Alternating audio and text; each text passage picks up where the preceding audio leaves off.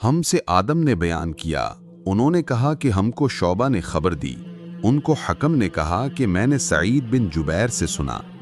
وہ حضرت عبداللہ بن عباس رضی اللہ عنہما سے نقل کرتے ہیں کہ ایک رات میں نے اپنی خالہ میمونہ بنت الحارث رضی اللہ عنہا زوجہ نبی کریم صلی اللہ علیہ وسلم کے پاس گزاری، اور نبی کریم صلی اللہ علیہ وسلم اس دن ان کی رات میں انہی کے گھر تھے۔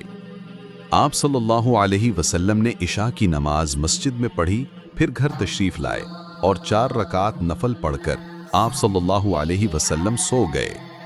پھر اٹھے اور فرمایا کہ ابھی تک یہ لڑکا سو رہا ہے یا اسی جیسا لفظ فرمایا۔ پھر آپ نماز پڑھنے کھڑے ہو گئے اور میں بھی وضو کر کے آپ کی بائیں جانب کھڑا ہو گیا، تو آپ صلی اللہ علیہ وسلم نے مجھے دائیں جانب کھڑا کر لیا۔